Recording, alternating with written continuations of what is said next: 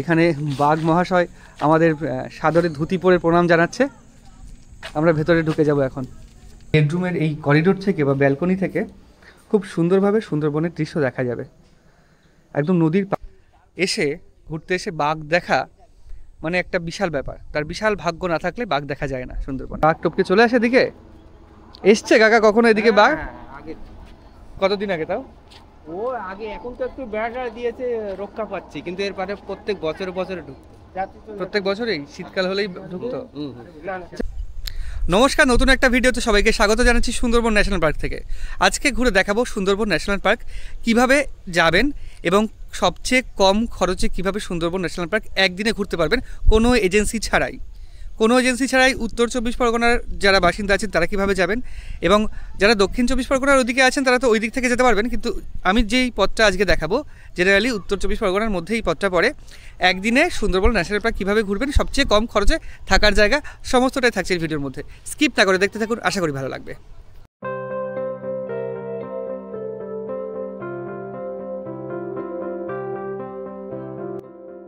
শীতকাল আসলেই আমাদের মন চায় কোনো জায়গা থেকে ঘুরে আসি, আর আমাদের আশেপাশে ঘোরার সবচেয়ে সুন্দর জায়গা সুন্দরবন। তবে সুন্দরবন নাম শুনলেই প্রথমেই কানে বেজে ওঠে ভটভটির আওয়াজ এবং একগাদা টাকা। তবে আজকে থাকছে আপনারা কোনো এজেন্সি ছাড়াই নিজে প্ল্যান করে কিভাবে একদিন বা নিজের ইচ্ছা মতো দুদিন সুন্দরবন ঘুরবেন সেই ভ্রমণ বৃত্তান্ত।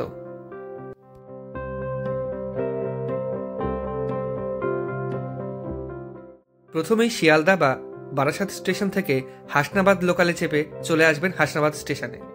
স্টেশনের বাইরেই বাস বা অটো করে 35 বা 40 টাকার বিনিময়ে পৌঁছে যাবেন লেবুখালী ঘাট, আর ঘাট পার হলেই দুলদুলি। লেবুখালী থেকে নৌকো পার হয়ে চলে যাবেন এপাশে দুলদুলিতে। এখান থেকে আমরা ছোট ম্যাজিকে করে যাব। এবার এটা হচ্ছে দুলদুলি ফেরিঘাট, তাই তো কাকা? হ্যাঁ, দুলদুলি থেকে পার হয়ে আমরা এই গাড়িতে যাব। এই গাড়িটা হচ্ছে ঠিক কি গাড়ি বলতে পারছি না, ম্যাজিক গাড়ি হচ্ছে, কাস্টমাইজ করা, তাই তো? আইরিশ গাড়ি, ছোট বাস মতো, এদিকে জানালাগুলো। আর কৃষাণু ভেতরে বসে আছে। কৃষাণু, এটা হচ্ছে ছোট বাস, মানে বাসের মিনিয়েচার। আচ্ছা, আমি সামনে একটা জায়গা নিয়েছি, মাঝখানেও 3 জন যায়, এখানে বসে যাই।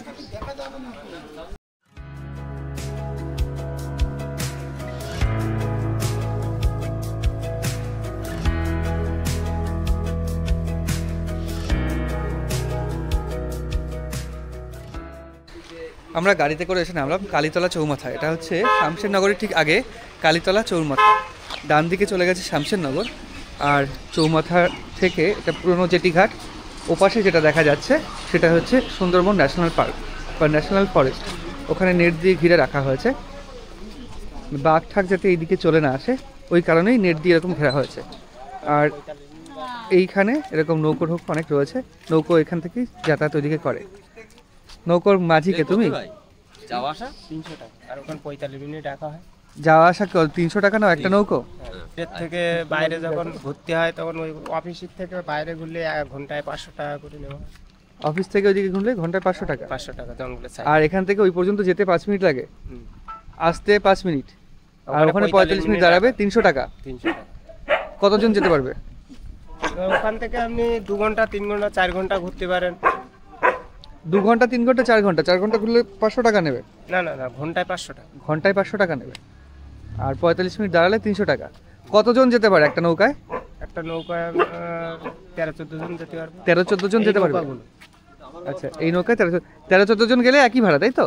একজন গেলেও 13-14 জন গেলে যাতে একটু রেট বেশি হয়, দেখাতে সেখানে 450 টাকা 500 টাকা হয় অফিসটা। 300 টাকাটা 500 টাকা হয়। হ্যাঁ। আচ্ছা, মানে যদি 2-3 জন 4 জন 5 জন যাওয়া যায় 300 টাকাই থাকে, আর যদি 10-12 জন হয়ে যায় সেটা 500 টাকা হয়ে যায়। এরকমই এখানকার চার্জ, তাই তো? আচ্ছা, আর যদি কেউ মনে করে পুরো একটা এখান থেকে একটা দিন ঘুরবে, দিন মানে 3-4 ঘন্টা ঘুরবে, সেক্ষেত্রে কত টাকা করে নেবে? সেটা একটা ওই বাজেটে আসবে, দেখা 2000-2500 টাকা নেবে এই বোটগুলো 2-2.5 টাকা নেবে। আচ্ছা, আর এই ছোট নৌকাগুলো যায় না? ওই তো এইগুলোই, এই ছোট এই যে ট্যাক্সার করা এইগুলো। আর ওইটা ওই পাশেরটা ওই সে হ্যাঁ ওই একই সব একই একই, এটা দৈর্ঘ্য অনেকটা বড়, ওটা দৈর্ঘ্য একটু ছোট আছে। ছোট বড় আছে সব রকম। আর ওই যে যে একটা নৌকা আসছে ওটা কি ওখান থেকেই আসছে, সুন্দরবন ন্যাশনাল ফরেস্ট থেকে আসছে? আচ্ছা, আর ওই পাশে জায়গাটার নাম কি? ওটা রায়মঙ্গল নদীর সামনে, হ্যাঁ, এধারে ঝিঙেখালি বিট আছে। ঝিঙেখালি বিট। আর এটা এটা এটা শগুনখালি বলে। শগুনখালি নদী। শগুনখালি নদী বলে। আচ্ছা আচ্ছা, তো আমরা এখন যাব ওইদিকে। ওইদিকে যে নেট দেওয়া রয়েছে, নেট দিয়ে ঘিরে রাখা রয়েছে, ওটা কি বাঘের জন্য? হ্যাঁ পাক টপকে চলে আসে। বাঘ টপকে চলে আসে এদিকে?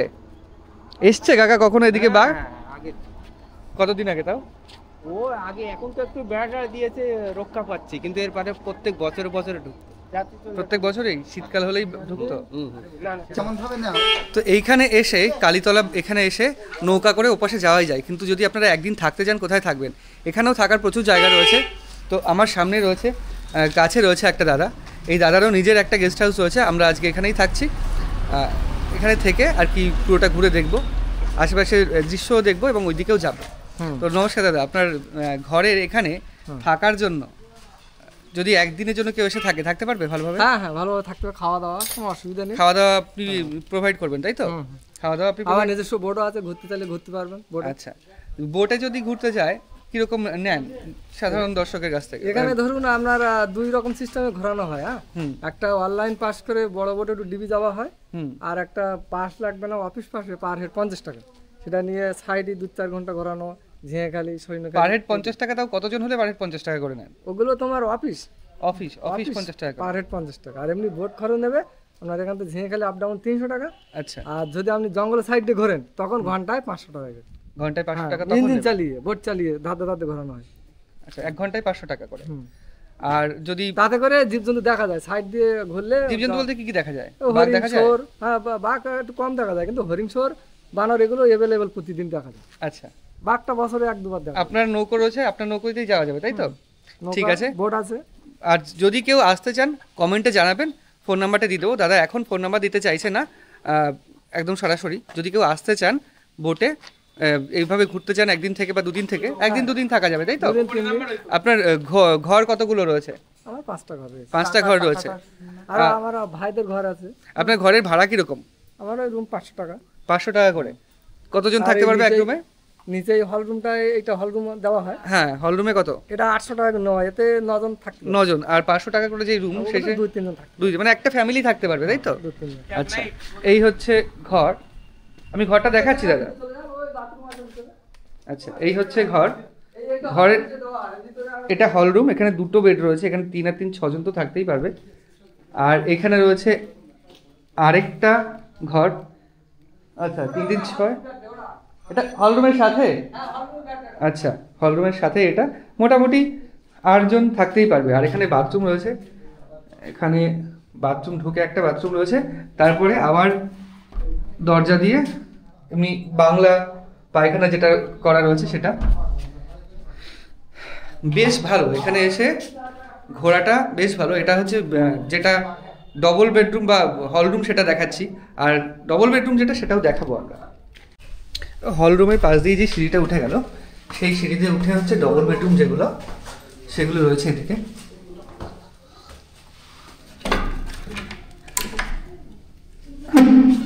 আচ্ছা, বাইরের দিকে এটা খুলে এখানে উপরে রয়েছে প্রত্যেকটাই ডবল বেডরুম। এখানে একটা কমন কিচেন রয়েছে, আর এটা একটা ডবল বেডরুম রয়েছে এদিকে এদিকে এদিকে। আর এইখান থেকে বেডরুমের এই করিডোর থেকে বা ব্যালকনি থেকে খুব সুন্দরভাবে সুন্দরবনের দৃশ্য দেখা যাবে, একদম নদীর পাশেই এটা। এখানে এখন ভাটা নেমেছে, ওর জন্য এরকম কাদা হয়ে গেছে, জোয়ার হলে এই নৌকাগুলো জল এসে যাবে এই নৌকা পর্যন্ত। আর ওই দিকে রয়েছে পুরোপুরি সুন্দরবন ন্যাশনাল ফরেস্ট। ন্যাশনাল ফরেস্টে আমি জুম করে দেখানোর চেষ্টা করছি, নেট দিয়ে ঘিরে রাখা হয়েছে বাঘ যাতে আক্রমণ না করে তার জন্য। মোটামুটি ঘরে এখন যারা ঘুরতে আসেন তারা রয়েছে ঘরে, ওর জন্য ঘর ফাঁকা নেই। ঘরের ভেতরটা দেখাতে পারছি না, ডবল বেডরুমটা দেখাতে পারছি না, তবে প্রত্যেকটা ঘরই এরকম পরিষ্কার পরিচ্ছন্ন আছে এখানে। আমি একটা ঘরের সন্ধান দিলাম, এই একটা ছাড়াও আরও অনেক ঘর রয়েছে এখানে থাকার জন্য। আমি দিলাম একটা ঘরের সন্ধান, এটা ভালো লাগলো তাই দেখে, মানে পরিষ্কার পরিচ্ছন্ন আছে আর কি। কাকু এখানে জাল ছাড়াচ্ছেন। কাকু কি মাছ ধরতে যাবেন তাই জাল ছাড়াচ্ছেন? না না, মাছ তাহলে? ধরেছিলাম তাই এখন পরিষ্কার করছি। কি মাছ ধরলেন আজকে? ওই চিংড়ি মাছ। বাহ, এটা তো এত সরু জাল, চিংড়ি মাছের জাল। আচ্ছা, কত মাছ হলো আজকে? 500-700। কোথা থেকে ধরলেন তাহলে? জল কি এই পর্যন্ত উঠে আসে জোয়ার হলে? হ্যাঁ। আচ্ছা আচ্ছা, ঠিক আছে, পরিষ্কার করেন, আমরা সামনের দিকে এগোই। যেই গাড়িতে করে আমরা আসবো কালীতলায় নামিয়ে দেবে, ওখান থেকে ভ্যান ফিট করে ওইদিকে যাওয়া যায়। যদি আপনারা আছেন ওইদিকে ঘুরতে পারেন, ওখান থেকেই ঘাট রয়েছে, ওই ঘাট থেকেই পার হয়ে যাওয়া যাবে। আমরা অন্য একটা জেটি ঘাট থেকে পার হয়ে যাব, একদম সামনাসামনি সেই জেটি ঘাটটা। এবং হেঁটে যাওয়ার একটাই কারণ, হেঁটে গেলে ভ্যানে গেলে তো যাওয়া যায়, কিন্তু হেঁটে গেলে পাশের যে প্রাকৃতিক সৌন্দর্যগুলো সেগুলো খুব সুন্দরভাবে দেখা যায় এবং আপনাদের সামনে সেগুলো দেখানোও যায়। তো এরকম প্রাকৃতিক সৌন্দর্য এখানে খুব সুন্দর লাগছে।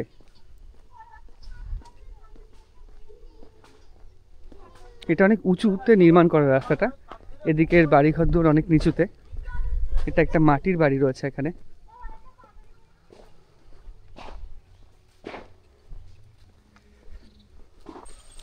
বলছি দাদু, এই নদীতে কুমির আছে? তো বোট চলে তো হ্যাঁ, এদিকে একটু কম আসে। নিয়মিত বোট চলে জন্য কম আসে দিকটায়। হ্যাঁ, বোট নিয়মিত যাতায়াত করতে না। আর এখন তো মনে হয় ভাটা, ওর জন্য জল নেমে গেছে। ভাটা দাও, এখন জল ছিল এই রাস্তার গাতে। এত পর্যন্ত ছিল জোয়ারের সময়। হ্যাঁ, আর ভাটা হতেই এই যে নিচে যতটা অংশ দেখা যাচ্ছে পুরো পায়ের ছাপ। এত পায়ের ছাপ কেন? ওই জাল টাল বায়, মাছ টাছ ধরে। ও, ও চিংড়ি মাছ ধরে, ও জাল বায়, আবার ওই বাগদার পোনা ধরে। বাগদার পোনা ধরে, ওর জন্যে। আর জেটি ঘাটটা সামনে। জেটি ঘাট ওই একটা আছে, আর হাটকলে দুটো আছে। আচ্ছা আচ্ছা, ঠিক আছে। আর আমরা পার্কে, ন্যাশনাল পার্কে যেতে গেলে ওইটা দিয়ে যেতে পারবো তো? হ্যাঁ, সুন্দরবন ন্যাশনাল পার্কে যেতে গেলে ওইটা দিয়ে যেতে পারবো। এটা তো যাওয়া যায়, ওটা খারাপ আছে, মানে স্লিপ আছে বেশি। স্লিপ আছে, আমাদের নৌকো বলা আছে তাহলে। আচ্ছা, আসছি। ওই বড় নদীতে কুমুর আছে। এখানে কুমির আসে আর ছাগল ঠাগল বেঁধে রেখেছে একদম পাশে, ওর জন্যই মাঝে মাঝে দেখা যায় ছাগলকে নিয়ে গেছে কুমিরে। ছাগল অর্ধেক পড়ে রয়েছে, নারী ভুড়ি বের করা, এরকম দেখা যায়। যেমন ঝড়খালিতে দেখা গেছিল, ঝড়খালির একটা ভিডিওতে এই দৃশ্য দেখেছিলাম। আর এইখানটায় আমি জুম করে দেখানোর চেষ্টা করছি, পুরোপুরি যতটা অংশ আমার চোখে পড়ছে পুরো অংশটাই পায়ের ছাপ। মানে একটু পায়ের ছাপ বাকি নেই এখানে। এত মানুষ এখানে নামেন মাছ ধরার জন্যে। আর যখন জোয়ার হয় এই পর্যন্ত জল চলে আসে, যার ছাপ এখানে রয়েছে। আর ভাটার সময় এতটা নেমে গেছে। জোয়ার ভাটাতে অনেকটা জল আপ ডাউন করে। প্রাকৃতিক সৌন্দর্য এখানে খুব সুন্দর। ওদিকে মাছ টাছ হচ্ছে পুকুরে, আর এখানে কিছু নৌকো রাখা রয়েছে, কিছু মনে হয় একদম বাদ দেওয়া নৌকো, পুরো ভাঙা বাদ দেওয়া নৌকো। আর মশারির নেট রয়েছে ওদিকে মাছ ধরা। এরকম দৃশ্য, আর সুন্দরবনের সুন্দর দৃশ্য এটা। তো এই ভাইয়ের সাথে আমরা আজকে যাব। তোমার নাম কি ভাই? সৌরভ মৃধা। সৌরভ মৃধা। পড়াশোনা করো? হ্যাঁ, কোন ক্লাসে? ক্লাস 10। এবার মাধ্যমিক দেবা? হ্যাঁ। আর এই কাজ করো তাই তো? নৌকার বাও। সাঁতার পারো তো? হ্যাঁ। ডুবে গেলে বাঁচাতে পারবা তাই বলো? হ্যাঁ। ঠিক আছে, ও কিন্তু সাঁতার পারে, আমি অনেক কম পারি, আমাকে বাঁচিয়ে চলো দেখি, ও আসুক। এটা এটা তোমার বাড়ি?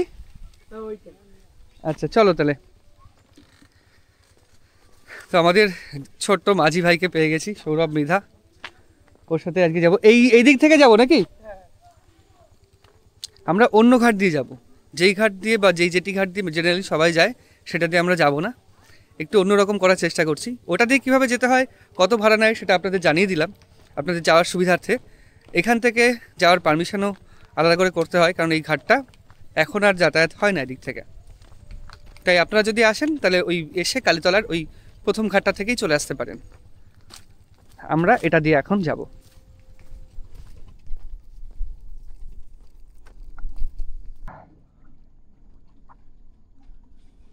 ওখানে গিয়ে কতক্ষণ দাঁড়াবে? ওখানে যেতে 40 মিনিট। তার মধ্যে ঘোরা হয়ে যাবে না? হ্যাঁ। অনেক নাম কি?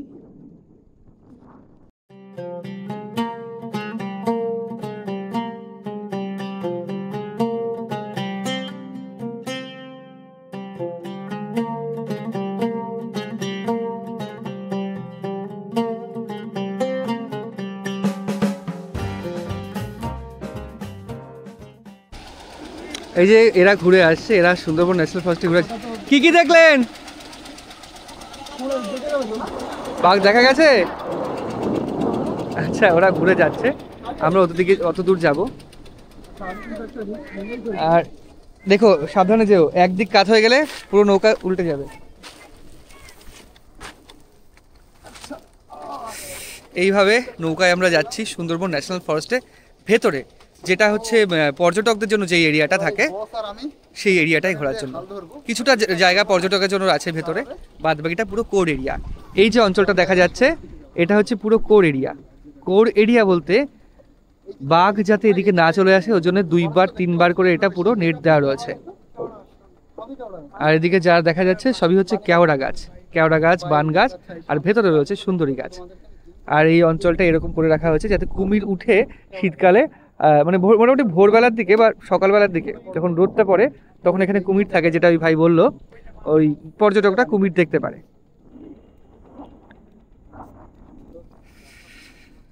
বেশ সুন্দর মনোরম পথ, সেই পথ দিয়ে যাচ্ছি আমরা সুন্দরবন ন্যাশনাল ফরেস্টে।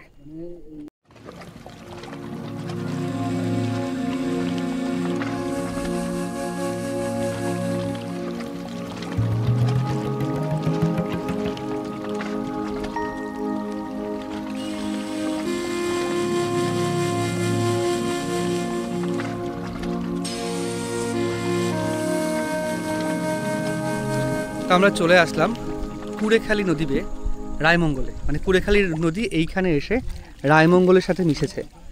আর এখানে হচ্ছে সুন্দরবন একটা বড় এরিয়া, তার বিভিন্ন গেটওয়ে রয়েছে। গেটওয়ে বলতে প্রবেশপথ রয়েছে, যেমন চিড়িয়াখানার অনেকগুলো প্রবেশপথ রয়েছে, তেমনই সুন্দরবনের পুরো এরিয়ার অনেকগুলো প্রবেশপথ রয়েছে। তার মধ্যে একটা হচ্ছে ঝিঙেখালি বিট বা ঝিঙেখালি প্রবেশপথ। আর এই যে নৌকাটা আসছে বা এই লঞ্চটা আসছে, এটাও কিন্তু সুন্দরবন ট্যুর যারা করছে তারা ওখানে ঘুরছে বিভিন্ন প্যাকেজে করে, ওদিকে জিনিসপত্র নিয়ে যাচ্ছে। এখানে বিভিন্ন দ্বীপে এরকম নৌকা করে জিনিসপত্র নিয়ে যায়। আর ওই পাশে রয়েছে মরিচঝাপির জঙ্গল, ওইদিকে নৌকাটা যে আসে তার পেছনে রয়েছে মরিচঝাপির জঙ্গল। মরিচঝাপির জঙ্গলে বর্তমানে সুন্দরবনের সবচেয়ে বেশি বাঘ থাকে, এবং তারা কিভাবে মানে সেই বাঘগুলো কেন ওখানে সবচেয়ে বেশি আসলো, কিভাবে মানুষের মাংস খেয়ে তাদের মুখে মানুষ খাওয়ার সব স্বাদ জাগলো, সেই ভিডিও করা আছে। মরিচঝাপির ভিডিওটা করা রয়েছে আমার চ্যানেলে, গিয়ে সেটাও দেখতে পারেন। এরাও আসছে বিভিন্ন জায়গা থেকে, আর এইরকম জিনিসপত্র নৌকা করে নিয়ে যাওয়া হচ্ছে ওইদিকে।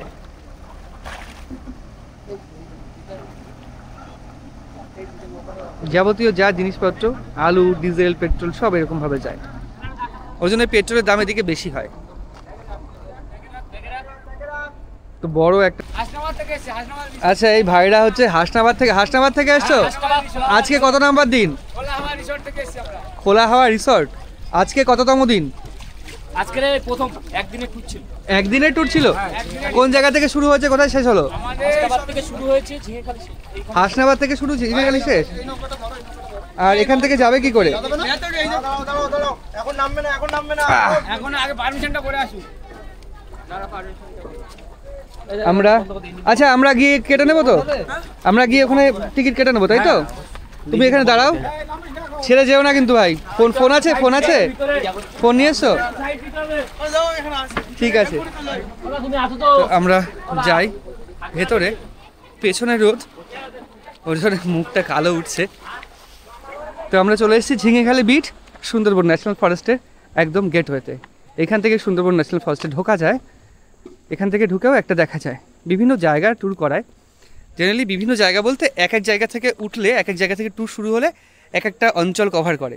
যেমন গদখালি থেকে একটা অঞ্চল, ঝিঙেখালি থেকে একটা অঞ্চল, সোনাখালি থেকে একটা অঞ্চল, সোনাখালি বলছি, এদিকে লেবুখালি থেকে একটা অঞ্চল, তেমনি এই জায়গা থেকেও একটা অঞ্চল কভার করায়। আর একদিনে, আর দুদিন হলে অঞ্চলটা বেড়ে যায়। এটা হচ্ছে main gate Jhingekhali bit. Ticket কাউন্টারটা কোথায়? এখানে টিকিট হবে নাকি না? না, আমাদের দুজনের পার্সোনাল টিকিট হবে। আচ্ছা দাদা, আমরা এখানে ঘুরে দেখতে পারবো? ওই তো টিকিট কেটে ঘুরে দেখতে পারবো তো? আচ্ছা, তো এই যে ঝিঙেখালি বিট, আমরা প্রথমে টিকিটটা কেটে নিই। দুজন কত? 100 টাকা দিন। ওইদিকে যাবো না এখান থেকে দেবেন? তো দুজনের জন্য 100 টাকা, পার হেড 50 টাকা করে টিকিট কাটা হলো। টিকিটটা এরকম হাতে লেখা টিকিট। আর এখান থেকে আমরা ঢুকছি ঝিঙেখালি বিট। এটা বসিরহাট রেঞ্জের মধ্যে পড়ে। যে বিভিন্ন রেঞ্জ রয়েছে সুন্দরবনের, তার বসিরহাট রেঞ্জের মধ্যে এটা পড়ে, সুন্দরবন টাইগার রিজার্ভ ফরেস্ট। এখানে বাঘ মহাশয় আমাদের সাদরে ধুতি পরে প্রণাম জানাচ্ছে। আমরা ভেতরে ঢুকে যাব এখন। ও পাশেই রয়েছে বাদর। মোটামুটি ক্যামেরা ট্যামেরা কেড়ে নিতে পারে ভাই? ক্যামেরা কাটতে পারে? দরকার নেই, আমার একটু সামনের দিকে যাই। দুই দিকে নেট দেওয়া, এরকম নেট দেওয়াটার একটাই কারণ, এদিক থেকে যাতে কোনো ক্ষতি না হতে পারে জীবজন্তুর দ্বারা মানুষের, তাই। এদিকেও তাই, পুরোপুরি নেট।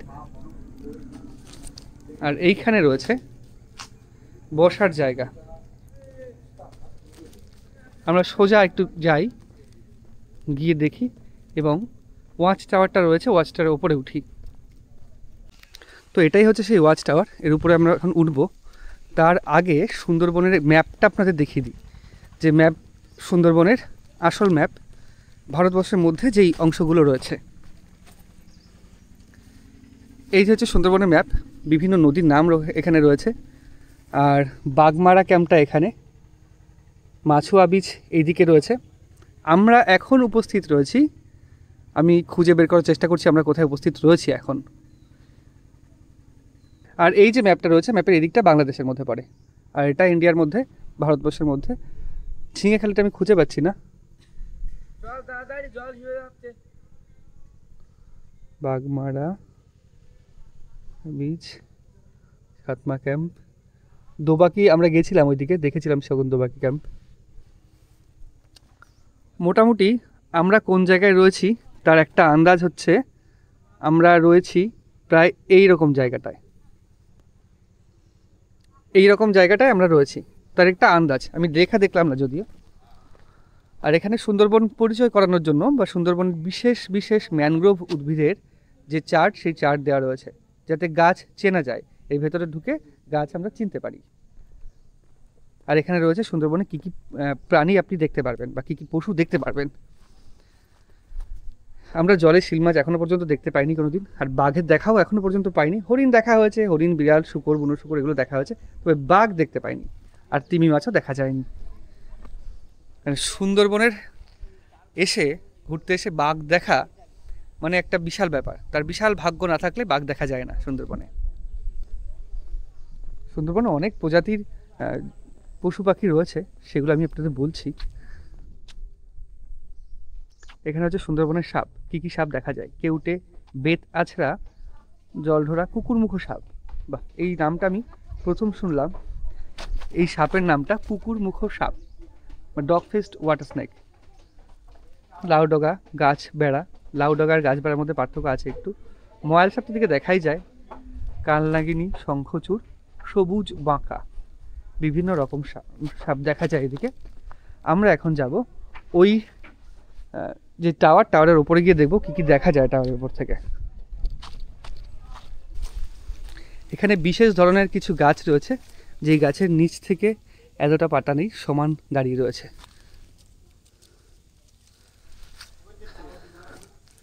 এই রকমভাবে উঠে যেতে হবে আমাদের।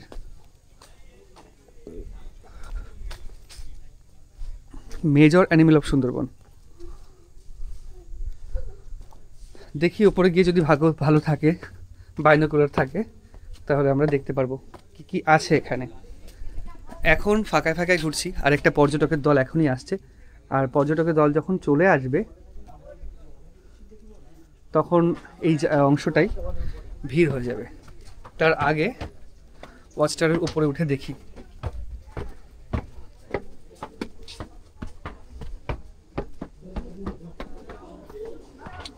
সবচেয়ে উপরের অংশটা আগে উঠবো।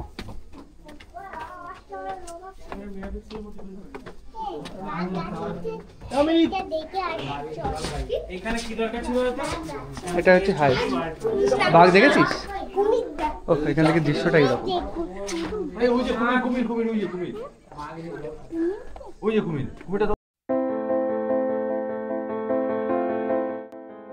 দূরে যে পুকুরের মতো জায়গাটি দেখা যাচ্ছে, এইরকম জায়গা সুন্দরবনের বনের মধ্যে অনেক করা রয়েছে। বাঘেরা সাধারণত নোনা জল খায় না, আর সুন্দরবনের সমস্ত জায়গায় নোনা জল, তারা মিষ্টি জল পান করে। তাই সারা বর্ষাকালে এই জায়গাগুলোতে বর্ষার জল জমে মিষ্টি জল জমা হয়ে থাকে বাঘের খাওয়ার জন্য।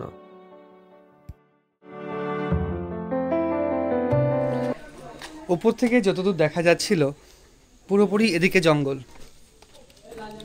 যেই বেড়াটা দেওয়া রয়েছে বেড়ার ওপাশে কয়েক হাজার কিলোমিটার জুড়ে পুরো জঙ্গল। ওয়াচ টাওয়ার থেকে নিচে নেমে এলাম, এইবার ওই ফেন্সিংয়ের পাশ দিয়ে ঘুরবো এবং আপনাদের দেখাবো। তো এটা একটা গাছ, এই গাছগুলোরও শিকড় দেখে মনে হচ্ছে অনেকটা ছুঁচলো এবং শক্ত হবে, তবে সেটা নয়। আমি ওই ব্লু বিচ অফ বেঙ্গল নামে যে ভিডিওটা রয়েছে বাংলার আন্দামান, ওই গোবিন্দপুর তট আবাদে গিয়ে শেকড় তুলে দেখিয়েছিলাম, এই শ্বাসমূল তুলে দেখিয়েছিলাম। আসলে এই শ্বাসমূলগুলো অতটা শক্ত হয় না যতটা শক্ত দেখতে লাগে। আর এই রকম জায়গা দিয়েই আর কি ঘোরা যাবে, এর বেশি ওই পাশে যাওয়া যাবে না। এটাই হচ্ছে ব্যাপার। ওপাশে কিছু নেট রয়েছে যেগুলো পুরো জং ধরে গেছে, হয়তো বাতিল নেট তাই রেখে দিয়েছে। আর এদিকে পুরো লোহার নেট, এই নেট ভেদ করা বাঘের পক্ষে সম্ভব নয়। আর একটা বিষয়, বিভিন্ন রিজার্ভ ফরেস্টে যেমন জলদাপাড়া, গরুমারা বা পালামু টার্গেট রিজার্ভ ফরেস্টে সাফারি থাকে, যে একটা জিপ সাফারি করে সকালে হোক বা বিকেলে হোক বাঘ দেখা যায় বা অন্যান্য জীবজন্তু দেখা যায়। সুন্দরবনে কিন্তু এই ব্যবস্থাটা নেই। সুন্দরবনে এই সাফারি হচ্ছে নৌকা সাফারি বা বোট সাফারি বা ওয়াটার সাফারি। শীত পড়ে গেছে, সুন্দরবন ট্যুরও শুরু হয়ে গেছে। এখানে বাঘের পাশে ফটোশ্যুট চলছে। আসল বাঘের দেখা পাইনি, এই বাঘ নিয়েই থাক, সন্তুষ্ট। হ্যাঁ হ্যাঁ দেবো দেবো। তোমরা এসছো হাসনাবাদ থেকে বললে? আসল বাঘের দেখা তো পাওনি, এই বাঘের সঙ্গে ছবি তুলে যাও। আসছি, আমরা সামনে এগোই, এগিয়ে দেখি আর কি আছে এর মধ্যে দেখার। বেসিক্যালি সুন্দরবন ন্যাশনাল পার্ক এর ভেতরে দেখে খুব একটা আগ্রহ হবে না, বাইরে থেকে দেখে মনে হয় যদি বাঘ দেখতে পাই। বাঘ দেখতে পাবেন নৌকা সাফারির সময়, যদি খাড়ির মধ্যে দিয়ে আসে তাহলে। আর এপাশ থেকে বাঘ দেখাটা যায় না, খাড়ির মধ্যে থেকে যদি বাঘ দেখতে পাবেন। আর এখানে এসে মোটামুটি এরকম সৌন্দর্য উপভোগ করা যায়। আর ওয়াচ টাওয়ার একটা বড় জিনিস, ওয়াচ টাওয়ারের ওপর থেকে অনেক দূর পর্যন্ত দেখা যায়। ওয়াচ টাওয়ার থেকেও বাঘ দেখা যায় না, যারা বাইনোকুলার আনেন তারা হয়তো ওয়াচ টাওয়ার থেকে দেখতে পারবেন। সুন্দর গাছ রয়েছে, বগনভলিয়া, দারুণ সুন্দর ফুল হয়েছে এখানে।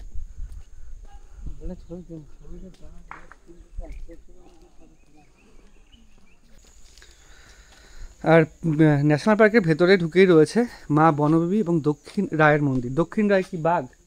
তো এই যে মন্দির, আমি জুম করে দেখানোর চেষ্টা করছি। মা বনবিবি এবং দক্ষিণ রায়, তার যে পুরো মূর্তি এবং আশেপাশে যারা থাকে তাদের পুরো মূর্তি। আর ওই যে পীর বেশে রয়েছে ওটা কিন্তু শিব ঠাকুর, শিবই পীর বেশে এরকম রয়েছে। আর এর পুরো কাহিনীটা জানতে গেলে আমার ওই মরিচঝাপির ভিডিওটা দেখতে হবে, ওর মধ্যে এর পুরো কাহিনীটা রয়েছে।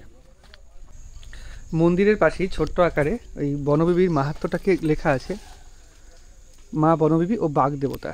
আচ্ছা, এটা মূল বিষয় এটাই। আমি যারা দেখতে যাবেন তারা স্কিপ করে না, স্টপ করে দেখে নিতে পারেন পুরো কাহিনীটা। আসল বিষয় এটাই যে বাঘ হচ্ছে দেবতা একটা, যেটা হচ্ছে দক্ষিণ রায়, আর বাঘ থেকে বাঁচায় বনবিবি। এই কাহিনী এখানে লেখা আছে। মোটামুটি এই অঞ্চলে বাউলি, মৌলি আর জেলে, এই সমস্ত যা সম্প্রদায় আছে, মৌলি মানে যারা মধু সংগ্রহ করে, জেলে তো মাছ ধরে, আর বাউলিটা আমি বুঝতে পারলাম না কী সম্প্রদায়। যাই হোক, ওই কাঠ, মধু, কাঁকড়া এরকম একটা কিছু হবে, মানে বন থেকে উপার্জন করেই বেঁচে থাকে, মানে বনের উপরে নির্ভরশীল তারা। তো তারা এই পুজোটা করেই যখন মাছ ধরতে যান ওই 4 দিন 5 দিনের জন্য মাছ ধরতে যান তারা এই পুজোটা করেই যান। আর যারা নৌকায় করে মাছ ধরে তাদের নৌকার সামনে বনবিবি অবস্থান করে, ওই জন্য বনবিবি পুজোটা একদম নৌকার সামনে করা হয়, যাতে বাঘের হাত থেকে বনবিবি তাদের রক্ষা করতে পারে। এই হচ্ছে সুন্দরবন মানুষের প্রধান দেবতা দক্ষিণ রায় এবং বনবিবি। ঝিঙেখালি বিটটা পুরো ঘুরে দেখলাম, ভেতরে এসে ওয়াচটার উপরে উঠে দেখলাম সুন্দরবনের মধ্যে, সুন্দরবন যে বড় একটা এরিয়া তার মধ্যে এরকম গেটওয়ে বা এরকম বিট প্রচুর করা রয়েছে। ঝড়খালি একটা রয়েছে, সোনাখালি রয়েছে, ওদিকে গদখালি রয়েছে, তারপরে ওই হ্যামিল্টন সাহেবের বাংলো ওই দিকটা একটা রয়েছে ওইদিকে। যারা ওই গদখালি থেকে ওইদিকে ওঠেন তারা হ্যামিল্টন সাহেবের বাংলো ওইগুলো দেখতে পারেন। আর মোটামুটি এই দিক থেকে একদিনের জন্য যদি আপনি সুন্দরবন ঘুরতে চান, সুন্দরবন ন্যাশনাল ফরেস্টের একটা আমেজ নিতে চান, তাহলে এই ভিডিওটা আপনার জন্য পারফেক্ট হবে।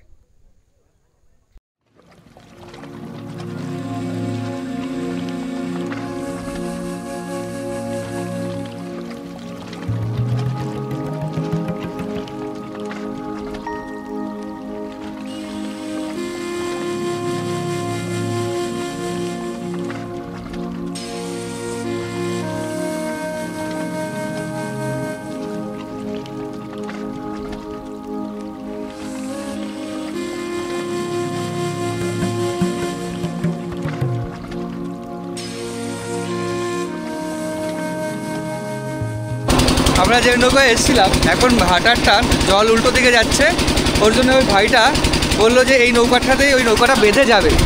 এরকমভাবে এই কাকা নৌকার সাথেই আমাদের ওই ছোট্ট নৌকাটা বেঁধে এরকমভাবে যাচ্ছে। ভাটার টানে স্রোতের উল্টো দিকে যেতে হবে, ওই জন্য এরকমভাবে এই পথটা নিয়েছে। জেনারেলি এখানে ওরা জানে যে কোনো না কোনো নৌকা ওরা পেয়ে যাবে, ওর জন্য এই ব্যাপারটা করে। আর যদি কোনো নৌকা না পেতো তাহলে এই পথ যেতে অনেকক্ষণ সময় লাগতো, আর এসেছি যতটা সময় তার থেকে অনেক বেশি সময় লাগতো, যেহেতু স্রোতের প্রতিকূলে যেতে হতো আমাদের।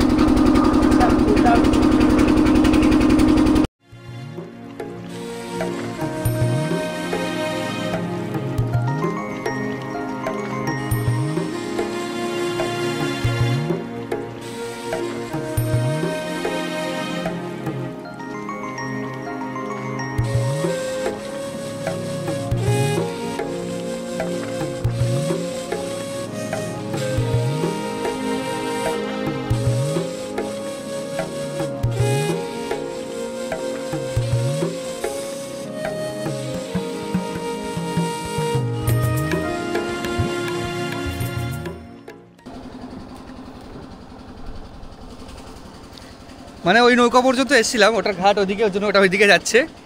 ঠিক ঘাটের একটু এদিকে এসে নৌকাটা থেকে খুলে দেওয়া হলো দড়ি, যাতে ভাটার স্রোতে আবার ঘাটে চলে আসে। মানে কতটা আইডিয়া থাকে কোথায় খুললে কত দূর আসবে। ভাটার জন্যে কতটা পরিশ্রম করতে হচ্ছে এই ভাইটাকে নৌকো একদম এই তীরে আনার জন্যে। আচ্ছা, উঠতে গেলে পড়ে যাবো না তো? বিশাল পিছল তো ওদিকে। আচ্ছা আচ্ছা, তুমি ওপরে আসো, তারপর তোমার ইয়েটা দিই। আচ্ছা, ও নৌকা থেকে উঠে গেলে আমরাই নামতে পারবো না। হ্যাঁ, এই নৌকা আবার ওইদিকে চলে যাবে, যদি নৌকা থেকে উঠে যায় পুরো সোজা ওইদিকে চলে যাবে ভাটার টানে আর হাওয়ার টানে। বেশ রিস্কে আমাদের নামতে হবে এখন এদিকে, ওর জন্য হয়তো এই পথটা সবাই অ্যাভয়েড করে।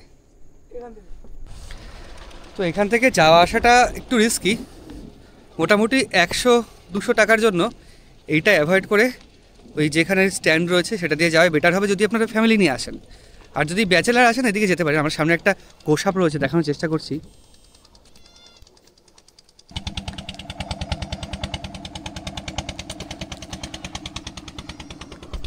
যাই হোক, আমাদের সারা পেয়ে এটা চলে গেল। তো এই ছিল একদিনে কিভাবে সুন্দরবন ন্যাশনাল ফরেস্ট ঘুরবেন তার একটা পুরো ভ্রমণ বৃত্তান্ত। ভিডিওটা কেমন লেগেছে অবশ্যই কমেন্ট করে জানাবেন। ভালো লাগলে লাইক এবং শেয়ার করবেন। দেখা হচ্ছে পরবর্তী ভিডিওতে, ততদিন ভালো থাকবেন, টাটা।